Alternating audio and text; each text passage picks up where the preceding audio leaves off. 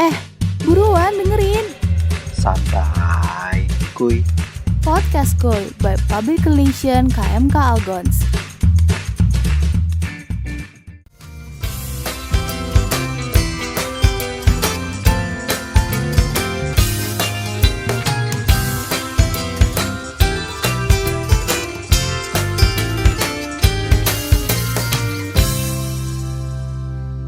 Halo Squares, welcome back to Podcast Joy by Public Relation KMK Algons. Oke, di sini kenalin dulu, aku Maria Francisca Dinata, biasa dipanggil Dena. Aku dari Fakultas Ilmu Sosial dan Politik tahun 2020. Nah, untuk bahasan topik perdananya podcast ini, aku nggak sendiri nih. Aku ditemenin sama salah satu staf humas juga, namanya Kamelania. Halo Kamel. Halo Dena, gimana kabarnya nih? Aku puji Tuhan baik-baik aja. Kalau Kamel gimana kabarnya? Puji Tuhan, baik juga. Senang banget bisa kumpul di sini bareng tamu spesial kita dan bareng kamu juga, Dena. Iya, pastinya seneng banget ya. Aku juga seneng banget nih. Oh ya, tadi Kamel belum sapa-sapa Squares nih. Boleh disapa-sapa dulu Squares ya, biar makin akrab atau makin kenal.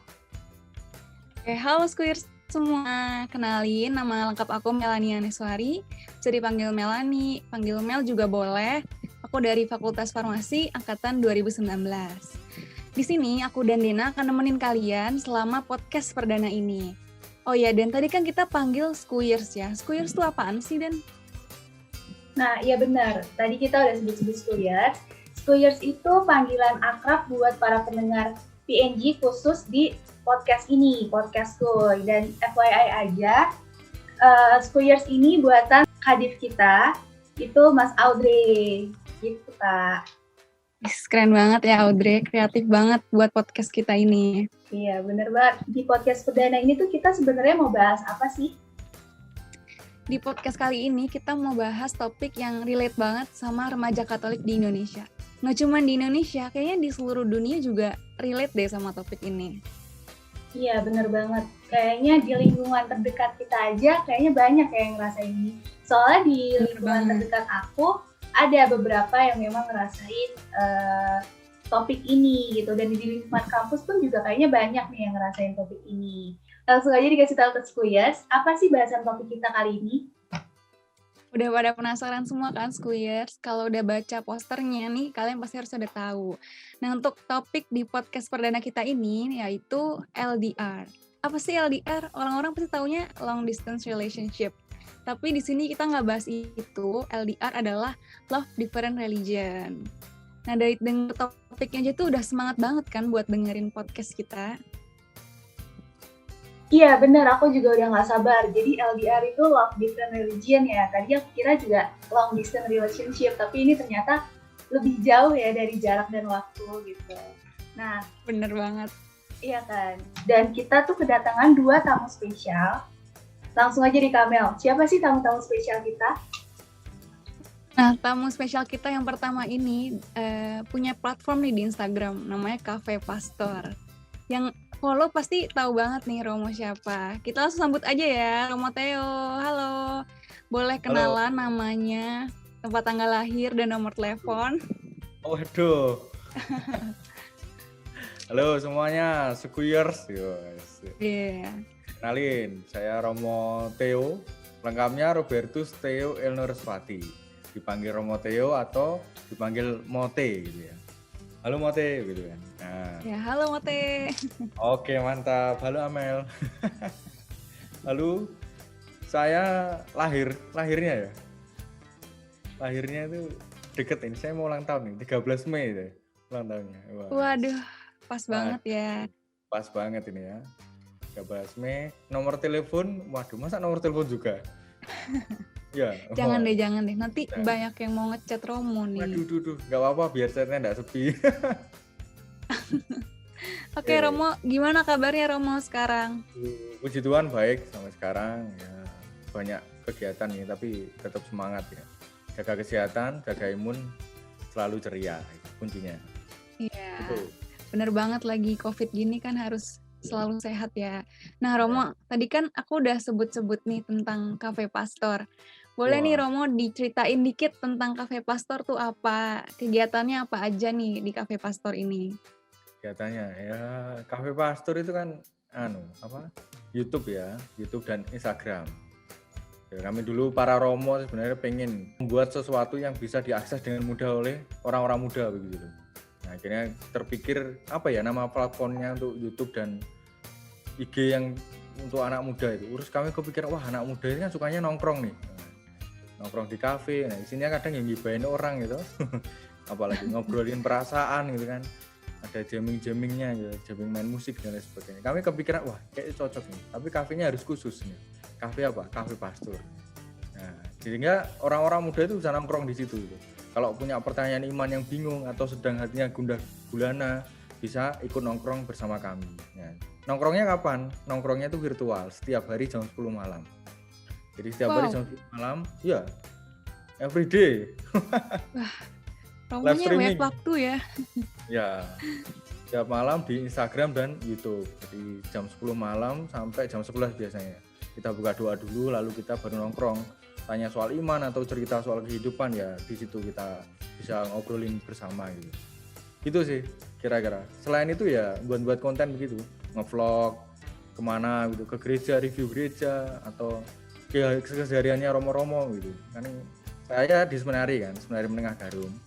Lalu kami juga pengen mempromosikan hidup sebagai seorang imam gitu, supaya semakin banyak orang-orang muda yang tertarik untuk menjadi Romo. Oh ternyata Romo itu enggak isinya doa-doa aja gitu, tapi Benar juga banget. punya kehidupan harian yang seperti yang pada umumnya gitu. Masak gitu, makan gitu, ya sama gitu, nggak ada bedanya gitu. Tapi membedakan karena kita imam gitu, itu aja. Supaya semakin banyak anak-anak yang ingin jadi Romo gitu. Gitu Angga. Keren banget ya Dena ya, Cafe Pastor. Iya, betul banget, keren banget. Kalau misalnya mau follow, itu nama Instagramnya apa sih Romo? Boleh dikasih tahu biar Squires tuh tahu. Gitu. Ya. Oke, follow aja @cafepastor.id atau YouTube-nya Cafe Pastor gitu. Langsung aja tulis, pasti langsung muncul punyanya Romo. Nah, Itu isinya anak-anak muda juga sebenarnya. Timnya tuh orang-orang muda juga di situ. Yang Instagram. Kalau Instagram ada katekisinya, lalu Santo-Santa begitu. Bisa dilihat aktif gitu ya. Gitu. wah, berarti Squires nih buat kalian yang mau nongkrong tapi ada faedahnya tentang iman, ngelihat kesehariannya Pastor, kalian bisa follow IG-nya Cafe Pastor. Jangan sampai ketinggalan buat episode-episode Cafe Pastor, apalagi tadi ada kegiatan rutin ya, Romo setiap jam 10 ya. 10 malam. Iya, jadi jangan kelewatan tuh. Nah, tadi Romo udah perkenalan, sekarang kita lanjut ke narasumber yang kedua deh, tamu spesial kita yang kedua. Tamu spesial kita yang kedua, itu ada Kak Petris. Halo Kak Petris, boleh langsung kenalan aja Kak. Halo semuanya, halo teman-teman Squires. Kenalin, nama aku Patricia Wareta. Aku biasa dipanggil Petris. Aku dari Fakultas Kedokteran Hewan Angkatan 2019. Salam kenal semuanya. Salam kenal Kak Petris. Nah Kak Petris gimana nih rasanya jadi tamu perdana kita? Oke, kalau rasanya ya itu seneng banget waktu pertama kali dikontak sama Amel. Waktu itu seneng banget dikontak. Ih, kok bisa aku yang diundang buat jadi narasumber di sini. Terus selain itu aku hari ini deg-degan banget karena aku harus bagi sedikit cerita aku ke teman-teman semua. Semoga cerita aku ini bisa menginspirasi sedikit buat teman-teman yang punya masalah di hubungan beda iman. Nah, tadi kita udah perkenalan dengan Romo Theo dan juga dengan Petris.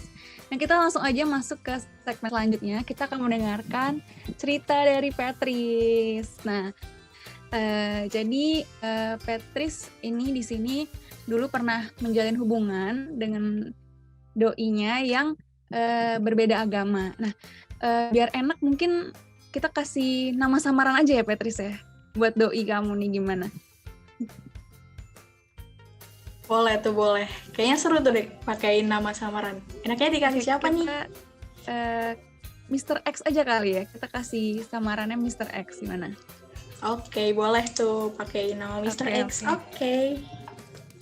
Oh iya, aku kasih disclaimer dulu ya. Jadi buat Squire sekalian yang belum tahu, Patrice ini hubungannya sudah selesai dengan Mr.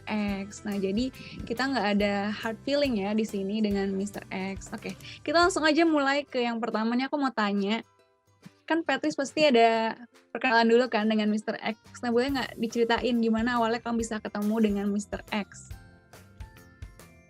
Oke, jadi dulu pertama kali ketemu itu waktu aku maba banget. Pertama kali aku ke Surabaya.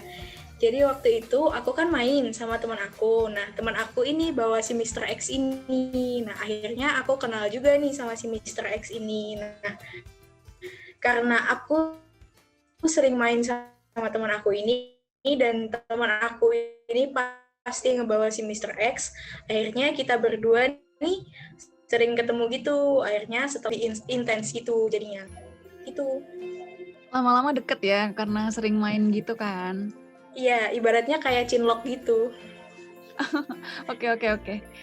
Terus kan jadi berarti kamu ada kayak butterfly gitu kan di dada, berbunga-bunga banget.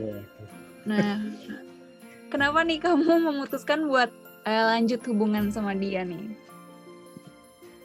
Oke, jadi waktu itu aku memutuskan buat lanjut sama dia karena pertama kita kan udah lumayan deket tuh, deketnya jadi udah sekitar beberapa bulan dan udah nyaman kan, jadi kayak timbul perasaan nyaman, perasaan ada perasaan aku butuh dia nih. Jadi waktu dia ngajakin buat pacaran, akhirnya aku mantepin diri tuh, aku mantepin bahwa aku mau diajak pacaran, padahal aku sama dia sama-sama tahu dan sama-sama sadar kalau kita itu beda itu. Nah, terus aku pengen kamu cerita dong senang-senangnya nih selama pacaran sama Mr. X. Senang-senangnya gimana? Kalau senang-senangnya ya, punya pacar tuh pasti seneng, ya kan? Punya pacar tuh basicnya udah Bener pasti banget. seneng kan? Benar. Nah, punya kayak ada yang perhatiin, ada yang apa ya? Ada kalau kita butuh terus, dan yang pasti ada support system kan. Nah, itu yang bikin pacarannya kerasa seneng. Selain itu, waktu itu aku model pacarannya sama si Mr. X ini, kita tuh bukan pacaran yang kayak jalan gandengan tangan gitu, enggak. Kita lebih banyak ke diskusi. Jadi kita suka diskusi gitu loh. Aku suka diskusi dan dia juga sama suka kayak gitu. Jadi kalau kita ketemu, yang kita bahas tuh bukan kita berdua, tapi kayak ada aja yang dibahas. Kadang yang paling sering ya itu beda iman itu yang dibahas itu. Jadi aku tahu tentang dia dan dia juga tahu tentang aku, kayak gitu. Jadi Kak Patrice itu ngerasa ada temen yang memang cocok ya buat diajak ngobrol, diajak curhat gitu. Pokoknya ngerasa klop lah sama si Mr. X itu. Jadi merasa nyaman dan lanjut ke hubungan pacaran gitu. Nah Kak, dibalik senang-senangnya itu pasti kan ada apa ya? Ada rasa sedih ya gitu, bukan sedih sih tapi kayak galau-galaunya gitu loh. Nah aku mau nanya deh, selama hubungan sama si Mr. X itu, kakak menjalin hubungan sama Mr. X, apa sih kak, kayak ada nggak sih konflik atau yang bikin Kamel tuh galau gitu? Kok kamu, Mel, Patrick? Kak Patrice galau gitu. Oke, kalau dilihat dari sisi galau sama sisi sedihnya ya, itu dulu dari sifatnya dia sih. Jadi dia itu sifatnya orangnya yang cemburuan. Kan, paham kan? Jadi orangnya cemburuan. Aduh. Agak berat kan ya kalau orang cemburuan itu kita dekat sama siapa, pasti dia tuh kayak ada aja gitu. Ada aja bahan dibuat jadiin berantem gitu. Waduh. Kayak cuma hal-hal sepele dijadiin berantem gitu. Terus selain itu yang bikin galau udah pasti banget beda imannya ini tadi. Karena dia tuh suka banget nyeletuk kayak gini loh. Pet, coba dong 2 kalimat syahadat gitu. Nah kalau dia udah ngomong kayak gitu tuh, aku jujur ya, aku tuh antara sedih sama bingung buat nanggepin dia gimana. Terus satu hari itu aku pernah nanggepin dia balik kayak gini. Dia ngomong, Pet, 2 kalimat syahadat yuk. Terus aku jawab, Kak, ayo coba baptis gitu. Aku gituin waktu itu. Terus sama kayak akhirnya kita berdua nggak jadi ngomongin itu, kita jatuhnya bercandaan gitu. Kamu kaget nggak waktu ditanya kayak gitu sama doi kamu gitu? Gak kaget karena ya udah pasti sih. Kayak dua kalimat itu, bukan dua kalimat itu. Kayak pertanyaan itu tuh udah sering kita terima juga nggak sih? Kita sebagai orang Katolik sering kan nerima kayak gitu, atau jokes yang kayak coba dong 2 kalimat syahadat. Itu kayak jokes yang udah umum banget di kita nggak sih? Iya benar. Tapi emang itu kan cuma sekedar jokes aja ya Kak. Nah, nih aku mau nanya Romo nih. Romo kan Waduh, pernah muda aku ini ya? nih. Waduh. Ya, Romo kan pernah muda nih. Romo Sekarang dulu masih pernah muda nggak saya itu. Kira-kira. Oh iya bener, lu lupa. Sekarang Maaf masih Romo. muda. Romo pernah nggak kayak ngalamin kisah kayak Patrice gini nih, kayak hubungan beda agama gitu? Wah, puji Tuhan saya belum pernah ya menjalin hubungan beda agama gitu ya. Belum pernah, puji Tuhan, sampai sekarang. Ya sampai sekarang, nggak akan lah. Sampai sekarang. Nggak, dulu Ya nggak ampun, pernah. Mo. Berarti ada Saya dulu pacaran sekali dan hanya ya udah cukup sekali aja. Tidak mau pacaran lagi karena mau jadi Romo dan puji Tuhan bisa jadi Romo. wah, Gitu, jadi amin. nggak punya pengalaman itu saya. Ya. Berarti baru gitu ya Romo. Apa mungkin dulu udah pernah ada yang curhat gitu ke Romo tentang pacaran beda agama gini? Ya banyak, puji Tuhan banyak ya. Barusan saya juga mendengar ini ya, kisahnya Patrice ini ya. Oh Wah, iya bener-bener. menarik ya kisahnya Patrice itu ya. Untung nggak ngerasain ya Romo, soalnya pasti aduh sakitnya bertubi-tubi ya Pet ya. Melebihi pacaran sama yang seiman. Nah oke, Tapi sama-sama kita baik. tersakitin kan, tetepan. Iya sih Romo, tapi kan Tapi Romo tetap sakit ya. Kalau tersakiti ya benar. pernah lah. bener. Pasti sakitnya tetap ada ya, walaupun sama-sama Katolik juga. Ya. Nah oke, sekarang kita kembali ke Patrice ya. Nah Patrice, tadi kan udah dijelasin di awal kalau kamu tuh sudah end nih sama Mr. X. Nah boleh nggak sih sedikit cerita gimana kamu tuh memutuskan untuk mengakhiri hubunganmu dengan Mr. X ini? Oke, jadi dulu itu putusnya tuh karena beberapa faktor ya. Yang pertama itu karena aku kayak sadar gitu, kayak tersadar sendiri bahwa ini tuh nggak bisa dilanjutin. Karena kita tuh beda banget. Jadi kalau mau lanjut jauh, aku tuh takut kalau aku nantinya makin jatuh buat dia, dan pada akhirnya nanti di akhir aku takut kalau aku lepasin dia. Tuh, terus waktu itu aku berpikir aku nggak mau bertahan sama sesuatu yang udah pasti aku nggak bisa gitu. Jadi daripada makin sakit, aku pilih buat mundur. Nah, selain itu faktor lainnya tuh cemburuannya dia tadi. Jadi dia jatuhnya kan overprotective kan, jatuhnya ngekang gitu, kayak gitu. Kak Patrice banyak faktor ya yang nyebabin Kak Patrice putus. Nah, Kak Patrice, kalau waktu putus itu kan pasti ngerasain sedihnya kan, ada rasa sedih gitu, kayak mungkin awal-awalnya pasti sedih, tapi kalau udah lama gitu pasti ada rasa lega tersendiri gitu. Nah, itu gimana Kak Patrice rasanya setelah memutuskan untuk putus dari si Mr. X? Itu waktu itu aku ya yang mutusin ya. Jadi aku yang mutusin, aku sendiri yang sakit gitu loh. Nah, tapi kayak ingat nggak pepatah time heals everything. Jadi seiring berjalannya waktu itu kayak mungkin seminggu pertama putus tuh kayak masih galau banget, sedih banget, kayak buka HP aja keinget dia kan. Tapi kayak minggu-minggu selanjutnya, bulan-bulan selanjutnya tuh aku lebih kayak lebih kuat aja gitu. Iya benar banget. Jadi awalnya pasti sedih, tapi lama-kelamaan ya beradaptasi sendiri ya Kak sama waktu-waktu buat kedepannya lagi. Nah Romo, aku mau nyinggung ke Romo nih.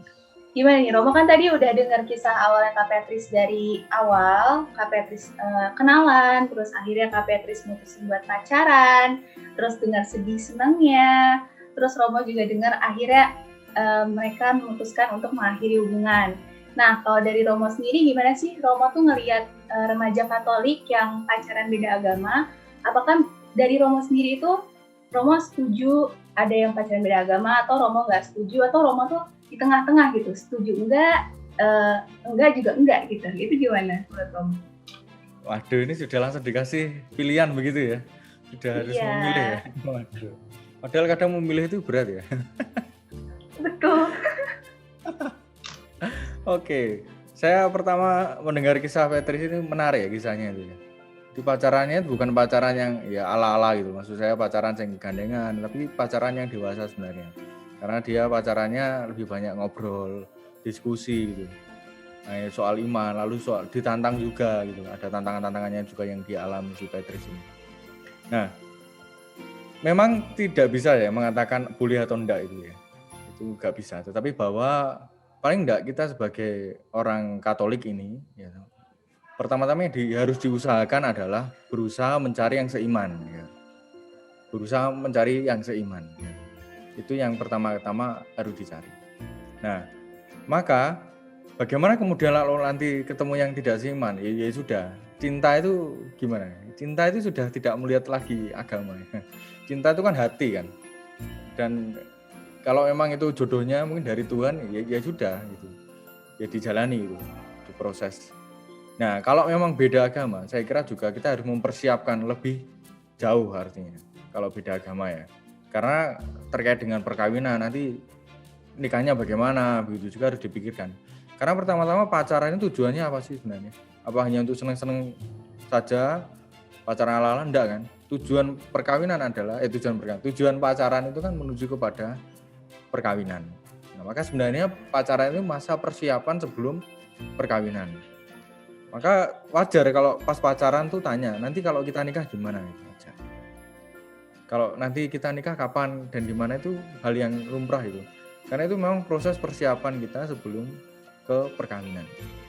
Dan proses mengenal lebih dalam gitu. Nah, itu. Saya kira kalau ditanya boleh atau enggak, setuju atau enggak, ya itu tadi. Prinsip saja, saya memberikan prinsipnya. Pertama adalah cari yang seiman dulu. Toh kalau tidak seiman dapat, ya bisa diurus untuk pernikahan beda agama. Tapi pertama-tama carilah yang seiman. Kenapa kita harus cari yang seiman ya? Mungkin kamu akan tanya begitu ya. Iya. Tapi saya tanya dulu sih Ketahuan. sama si Petris ya. Gimana rasanya pacaran beda agama itu? Rasanya lo ya. Kalau rasanya ya Romo, itu seneng sih pasti ya, namanya pacaran pasti seneng. Tapi ada satu sisi di mana aku itu khawatir karena kita beda gitu loh. Pada akhirnya kan kalau kita beda kita nggak bisa bareng kan, apalagi kita berdua sama-sama kekehnya gitu. Kayak gitu. Jadi ada sisi risaunya juga waktu pacaran beda agama itu. Ya benar. Ya itu. Memang kekhawatiran yang sering dialami oleh pacaran beda agama itu adalah iya begitu. Nanti gimana? Nikah ikut saya atau ikut kamu gitu kan. Itu yang sering kali menjadi pergulatan bagi mereka yang mau pacaran beda agama. Tetapi apakah boleh ya? Tidak ada yang melarang gitu untuk pacaran beda agama. Ya karena dasarnya tadi cinta ya. Cinta itu mengatasi segalanya ya. Dan yang menikah itu bukan agama pertama-tama. Tapi pribadi yang menikah itu. Ya aku yang laki, kamu yang cowok. Loh, bingung kan? Aku yang laki, kamu yang cewek. Loh, iya baru nyadar. Ya, baru nyadar kan? Nah, itu. Jadi pernikahan Katolik ya sebenarnya cewek dan cowok gitu loh. Dua itu. Harus syarat yang utama itu juga kan. Maka mungkin saya jelaskan kenapa kita harus nikah sesama iman itu karena pertama-tama tujuan gereja adalah supaya iman kita juga terjaga itu. Ya. Supaya iman kita juga terjaga. Kalau kita nikah beda agama atau pada akhirnya kita nikah beda agama gitu ya. Memang bisa, tetapi kemudian kita juga harus berpikir nanti bagaimana kalau saya hari Minggu dia ke gereja sana, aku ke gereja sini. Hari Minggu aku cuma ke gereja sendirian, dia hari yang lain gitu. Untuk ibadahnya juga tidak bisa bersamaan. Juga harus memikirkan itu juga. Gitu sih. Kalau saya prinsipnya lebih ke bagaimana sebelum ke jenjang perkawinan coba cari yang seiman dulu, yang Katolik dulu. Gitu ya. Prinsipnya itu harus dijaga. Jadi kalau diibaratkan itu kalau di kapal nih ya, di sebuah kapal, kalau dua nakoda itu cukup sulit gitu, jadi lebih baik dinakodai oleh satu nakoda gitu. Nah, aku mau nanya ke Kamel nih. Kalau Kamel sendiri gimana mandang pacaran beda agama ini? Waduh, perumpamannya bener banget ya, Dena. Iya. Kalau aku setuju banget sih sama Romo Theo. Kalau dari kitanya itu kan kita sendiri Katolik ya, jadi kalau bisa memang mencari yang seiman dulu. Tapi kalau kepepet ya mungkin boleh lah ya. Terus juga itu kembali ke orangnya masing-masing ya. Mungkin ada yang memang bebas mau pacaran dengan siapa aja. Mungkin ada yang emang cuman pengennya pacaran tuh sama yang seiman doang gitu. Jadi kalau menurut aku ya kembali ke pribadinya masing-masing sih kalau untuk pacaran itu. Tapi begini sih Amel ya, tapi begini. Jadi saya mau menunjukkan sebuah kalimat yang mungkin bisa kita renungkan bersama ya. Jadi begini, sebagai pribadi seorang berhak menikah dengan siapapun. Meskipun itu beda agama, sebagai seorang pribadi loh. Itu berhak, punya hak untuk menikah dengan siapapun ya. Dan harus lain jenis ya, bukan sesama jenis ya, nggak boleh ya, cewek cowok gitu ya. Iya dong Romo. Siapapun ya, termasuk yang beda agama atau beda gereja. Ya, beda agama atau beda gereja. Nah, tetapi seorang beriman ini memiliki kewajiban moral untuk melindungi diri terhadap segala sesuatu yang dapat membahayakan imannya. Gitu. Jadi kita tuh berhak untuk nikah dengan siapapun, tapi sebagai seorang beriman kita juga punya kewajiban, punya hak juga untuk menjaga diri kita, menjaga iman kita gitu loh, yang bisa membahayakan. Maka proses pacaran itu menjadi kesempatan yang luar biasa, yang besar untuk bisa memberi pengertian-pengertian kepada si pasangannya. Nah, itu momen yang berharga itu di pacaran ini sebenarnya, untuk mempersiapkan diri sebelum ke jenjang perkawinan. Maka kalau kamu masih muda, gitu, apalagi sudah kuliah gitu ya, pacaran ini jangan dianggap sebagai ya wis lah pacaran tok, tapi mulai dipikirkan ke depannya. Jangan sampai kalau sudah usia lewat 30 baru mikir, iya aku kemarin tuh pacaranku kurang serius gitu. Sekarang aku kehabisan cowok. Waduh, malah nggak kehabisan pilihan gitu. Malah waduh, susah kan. Maka selama masih ada kesempatan, coba cari, pilih dan tentukan gitu siapa yang bisa menjadi pasangan hidupmu. Kita juga nggak bisa jamin ya. Meskipun beda agama atau sesama iman Katolik pun kadang juga nggak mudah juga untuk kehidupan perkawinan juga. Gitu. Maka prinsipnya itu secara pribadi, sebagai seorang pribadi kita berhak menikah dengan siapapun, tetapi secara iman kita berhak juga menjaga iman kita dari bahaya-bahaya yang bisa mengancam. Nah, maka kayak tadi diceritakan Petris ya diajak untuk syahadat gitu. Coba syahadat. Kamu juga jawab, ayo tanda salib dulu, harusnya kan gitu Tris. Sebelum syahadat tanda salib dulu misalnya. Nah itu jadi diajak guyon, karena Petris ini pacarannya kan memang agak dewasa ya, artinya lebih banyak ngobrol, diskusi gitu. Itu juga menarik. Itu sih, jadi itu. Iya, jadi di usia-usia mahasiswa ini harus memanfaatkan pacaran itu sebagai media pengenalan yang bukan hanya main-main doang ya Romo, untuk dipikirkan juga ke depannya gimana. Ya benar. Iya. Nah, banyak temannya Romo tuh akhirnya kehabisan waktu itu. Iya. Baru tua baru kemarin nggak nyari, terlalu memikirkan kuliah, jenjang karir, lupa mikirkan jodoh gitu. Nah, itu. Terlalu karena SMA juga SMA jangan nyari jodoh juga ya. Terus benar-benar pilah-pilah sama kuliah. Kok SMA ya tadi? Kuliah sama ya. Aku mau nanya sih Romo, saya kan ada misalnya aku gitu. Misalnya aku mentolerance kayak ya udah nggak apa-apa beda agama gitu. Nah, tapi untuk kedepannya lagi, untuk proses kedepan yang ke jenjang yang lebih serius seperti pernikahan, itu gereja Katolik membolehkan kan adanya pernikahan beda agama. Oke, gimana kalau akhirnya jodohku ya ini gitu loh. Aku cintanya dengan ini gitu. Keluarga juga oke, tapi ini beda agama. Lalu bagaimana gereja menanggapi itu kan? Ya paling enggak kita perlu tahu sebenarnya apa sih yang membuat perkawinan itu menjadi sah di dalam gereja Katolik gitu ya. Ada 3 ya. Jadi bebas dari halangan-halangan. Nah, lalu ada kesepakatan yang benar. Jadi kalian tuh sepakat loh, duanya komitmen mau nikah. Dan yang ketiga itu di hadapan gereja atau forma kanonika. Jadi sungguh-sungguh dirayakan di gereja. Itu sah di dalam gereja Katolik. Nah, lalu beda agama itu masuk dalam halangan-halangan kanonik ini. Halangan kanonik ada berapa? Ada 12 halangan kanonik. Banyak ya? Banyak banget. Banyak sekali ya. Ada 12 ya. Misalkan ada halangan karena usia, masih kecil nikah itu nggak bisa gitu. Lalu kedua impoten, ikatan perkawinan, lalu disparitas kultus. Ini tadi beda agama itu disparitas kultus ini.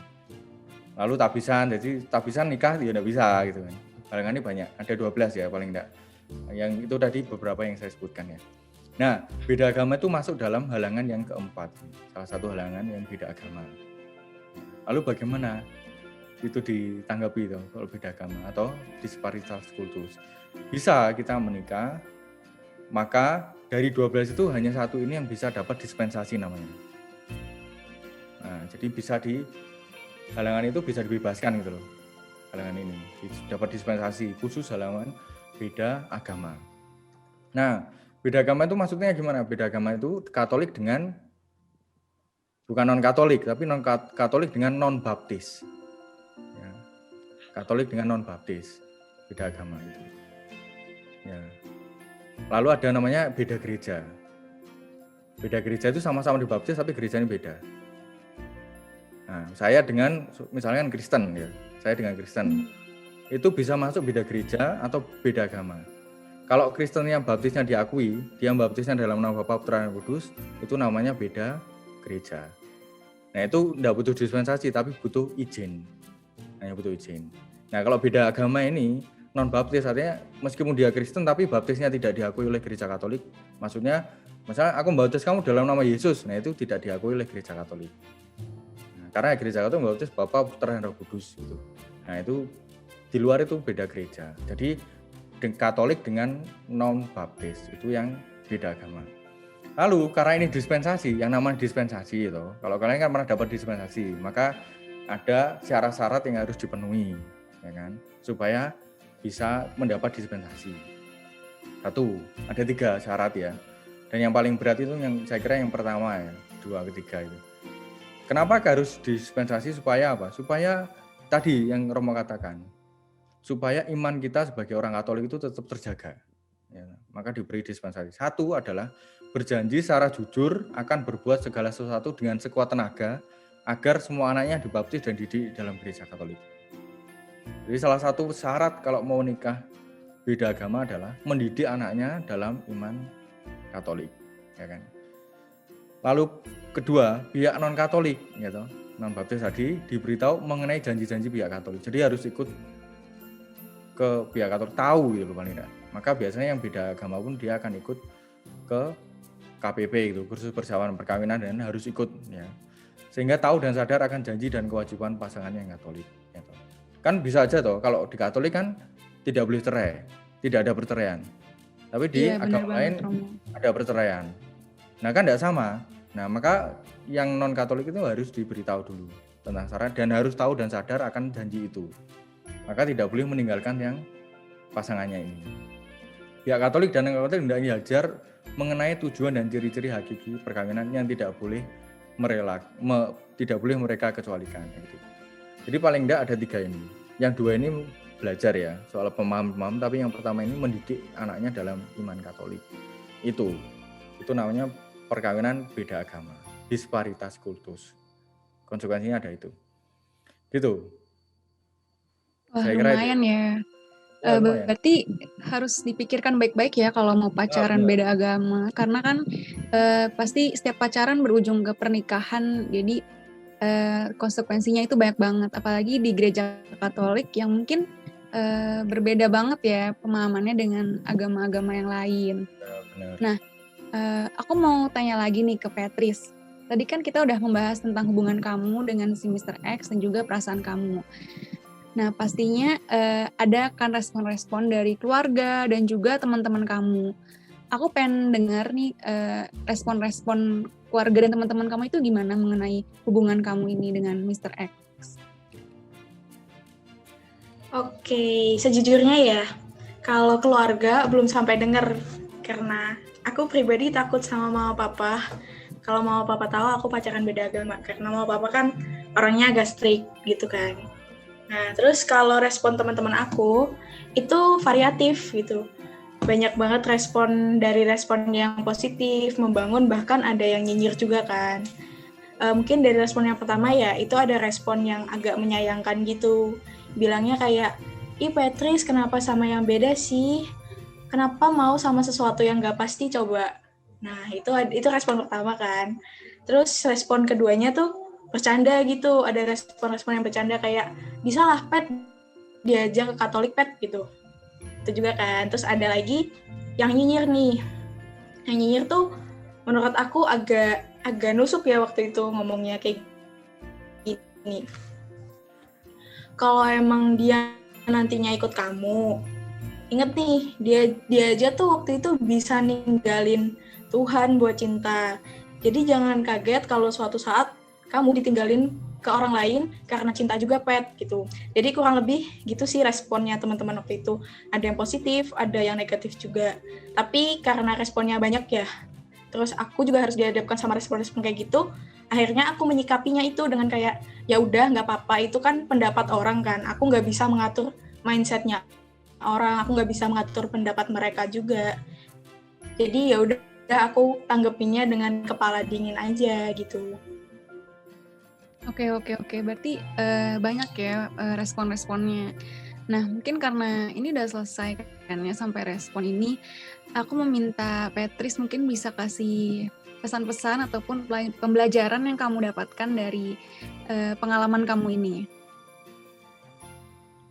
Oke, kalau pelajaran-pelajaran yang aku dapat aku ngerasa pikiran aku tuh jauh lebih diskusi ya, lebih banyak ngobrol tentang mungkin isu-isu atau bahkan perbedaan kita. Nah, jadi di situ aku belajar buat menerima sesuatu asing yang sebelumnya aku belum pernah dengar gitu loh. Jadi ini sisi positifnya aku pacaran beda agama. Jadi aku lebih memperluas wawasan aku gitu. Terus yang kedua, pastinya tuh belajar sabar. Hubungan beda agama itu tekanannya banyak, struggle-nya nggak sedikit juga. Terus bahkan ada yang nyinyir juga kan kayak tadi. Nah, dari situ itu aku belajar buat aku menahan emosi gitu loh, buat aku memperdingin diri sendiri gitu. Jadi buat lebih gimana ya, lebih sabar menghargai pendapat orang. Kadang kan kalau orang ngomong kan seenaknya sendiri kan. Nah, aku belajar lebih sabar lewat situ. Terus yang ketiga, ini yang pasti banget sih. Pasti banget dalam suatu hubungan, apalagi hubungan beda agama ya. Itu pelajaran yang bisa aku ambil itu belajar melepas pas lagi sayang-sayangnya. Nah, karena waktu itu kan aku sadar kalau ini nggak bisa dilanjutin. Kayak kata Romo tadi kan, bahwa pacaran itu nanti kayak ujungnya nanti kan pasti perkawinan kan. Nah, karena aku sadar bahwa kita berdua udah nggak mungkin, akhirnya aku sendiri bikin keputusan bahwa aku harus lepasin dia.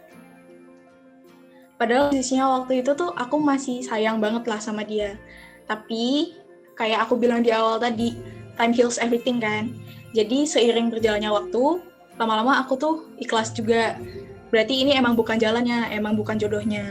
Nah, itu tadi beberapa pelajaran yang aku bisa petik dari hubungan beda iman ini. Banyak banget ya ternyata pesan-pesan positifnya dari hubungan beda agama. Mungkin orang mikirnya kayak banyaknya sedihnya ya, tapi ternyata juga ada pesan-pesan positifnya. Nah, buat Petris mungkin ada yang ingin ditanyakan nih ke Romo tentang sesuatu yang membingungkan dari Petris ataupun ada pertanyaan yang belum terjawab nih dari Petris. Daripada sebuah pertanyaan, aku mau minta tips aja sih dari Romo. Gimana caranya biar kita atau aku yang sudah selesai hubungannya di hubungan beda agama tuh biar nggak terjatuh lagi ke hal yang sama, itu gimana ya Romo? Oke. Saya pertama salut ya dengan Petris karena saya kira bayangkan kalau Petris nggak punya iman yang kuat gitu loh, pasti ya akan ngikut terus gitu kan. Nah maka salah satu yang perlu kita senantiasa bangun adalah pertama iman dulu. Kita harus memperkuat iman, meyakinkan bahwa memang Tuhan Yesus adalah satu-satunya jalan kebenaran dan kehidupan kita itu. Satu yang pegang iman ya, nambah wawasan juga supaya tidak kagok gitu loh ketika ditanya toh suatu saat ketemu ya pasangan yang beda agama gitu ya. Lalu supaya tidak terjatuh lagi, cari yang Katolik ya, supaya nggak terjatuh kan ya. Dan nggak bisa bangkit lagi, bisa. Cari yang Katolik ya. Cari yang Katolik, bagaimana caranya? Mulai membuka relasi, aktif dengan kegiatan-kegiatan orang-orang muda gitu kan. Kan banyak sekali toh kegiatan-kegiatan orang muda bagi Zoom dan lain sebagainya sekarang ini. Mulai terlibat aja di berbagai organisasi. Semakin kita dekat dengan gereja, dengan aktif dengan gereja, ya kita akan semakin mudah menemukan jodoh kita di tempat itu. Nah, kalau kita semakin jauh dari gereja, ya relasi kita ya terbatas, yang circle kita hanya orang-orang yang tidak ada di gereja, itu yang akan susah gitu ya. Lalu yang ketiga, sejauh kamu berusaha mencari, yang paling penting adalah senantiasa berdoa. Ya, jangan pernah tidak berdoa. Bahkan berdoa, Tuhan minta, mohon supaya aku pertemuan dengan jodoh yang seiman. Itu juga penting ya. Kita juga mohon itu. Kita kadang, waduh susah nyari jodoh, sudah berdoa? Belum, nah itu. Jadi tidak bisa kita hanya mengandalkan diri kita, tapi juga perlu mohon bantuan dari Tuhan supaya kita juga bisa akhirnya menemukan jodoh yang seiman gitu. Itu ya. Tapi prinsipnya itu tadi ya. Sebagai pribadi kita berhak menikah dengan siapapun, kita berhak hidup dengan siapapun. Tetapi sebagai seorang beriman, kita juga perlu menimbang-nimbang lagi, ya, mempersiapkan diri kita, menjaga iman kita gitu. Gitu aja. Kira-kira itu prinsip yang bisa kita ambil dalam hidup kita sebagai orang-orang beriman gitu ya. Gitu. Terima kasih Romo. Keren banget ya pesan-pesannya, kayak mungkin sesuai dengan pepatah ini ya, ora et labora. Berdoa tapi kita juga berusaha untuk mencari. Oke. Nah mungkin Romo ada pesan terakhir buat para skuyers dimanapun mereka berada. Oke, buat para skuyers tetap semangat ya di dalam menjalankan kehidupan kita. Apalagi di masa pandemi ini, jangan pernah putus untuk berdoa ya. Kadang kita kering butuh penghiburan, bukan ke gereja kalau cari penghiburan ya. Gereja itu sumber ya. Kalau ke gereja cari penghiburan ya, cari penghiburan ya liburan gitu loh. Liburan jalan-jalan itu dapat hiburan. Tapi gereja itu menjadi tempat di mana sungguh-sungguh kita merasakan kasih Allah gitu. Merasakan sungguh-sungguh dikuatkan. Maka kalau pandemi kamu tidak bisa datang ke gereja, tetap harus rutin ya, ikut ekaristi. Jangan sampai tidak pernah ikut ekaristi. Datang ke gereja ikut ekaristi, entah itu online atau tidak online, dengan persiapan yang sama itu. Lalu yang kedua, ya senantiasa sungguh-sungguh sebagai orang-orang Katolik tetap mau mengakui imanmu ya di tengah dunia saat ini, bahwa kamu orang Katolik, bahwa kamu percaya Tuhan Yesus. Itu harus tetap diakui. Ya, jangan sampai kita menjadi pribadi yang malu ya. Di medsos kita malu kalau kita orang Katolik. Tidak, kita harus berani menunjukkan kita sebagai orang-orang Katolik. Yang terakhir, selalu ingat ya, bahwa Tuhan itu tidak pernah meninggalkan kita. Ya. Kalau kita jatuh, ya, kalau kita mulai jauh dari Tuhan, Tuhan nggak akan marah. Dia malah sedih. Kenapa kamu nggak akan kembali ke sini? Tuhan akan begitu mencintai, akan begitu senang ketika kamu datang kepadanya. Maka ingat selalu bahwa Tuhan tidak akan pernah meninggalkan kita. Dan dia akan sedih kalau kamu jauh dari dia. Maka jangan sampai kita membuat hati Tuhan sedih. Kita harus senantiasa yakin sama Tuhan Yesus. Gitu aja. Terima kasih. Mantap, Romo.